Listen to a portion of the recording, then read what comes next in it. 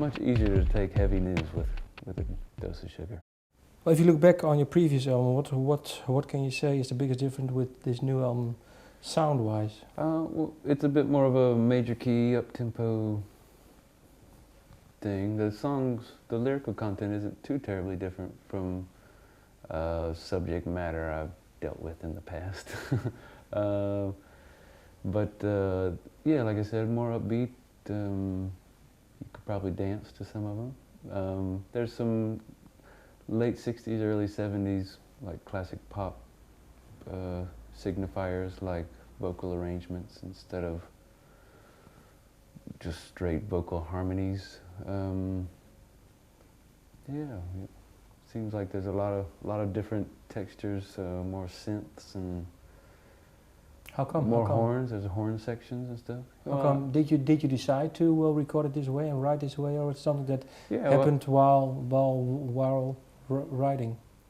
Not so much while writing. I mean, you know, when you start making the record, start recording the tunes, you start to see them going in different directions, and this one, but also pushing them in certain directions. I don't like the idea of putting the same record out twice. So you start looking for new sonic textures you can use, and we hadn't used horns before.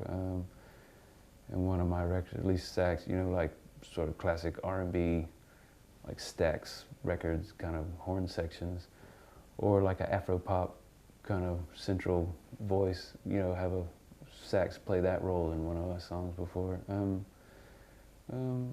Yeah, it's just trying to entertain ourselves mostly. Can you say that then? Sometimes people say, well, every album is a reaction to the previous one. Can you say that this is a reaction to the previous one? Or Of course, yeah, they all are.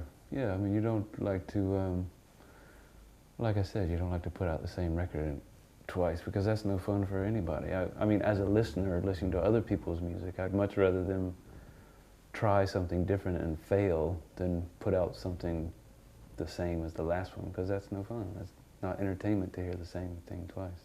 You were saying lyrical content is more or less the same. Can you? Well, I mean, I have like I write songs about life in general. I write poems about life, and those are the major obsessions or preoccupations people have when you talk about the basic things about your life, or love, God, or, you know, your belief in, like, is there something else around, you know, out there that I don't understand, or death, you know, your own mortality. How long do we have? Like, what's the point?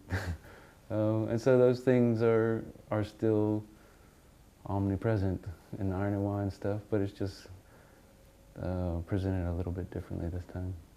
It's more upbeat, like you were saying. Yeah, it's like if we put it in a spoonful of sugar and Well, it's easier to swallow. That's nice, because, well, now it's the 8th of December. Yeah. It's been 30 years since John Lennon has been killed. That's a shame, yeah.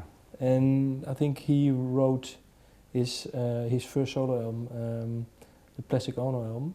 Uh-huh.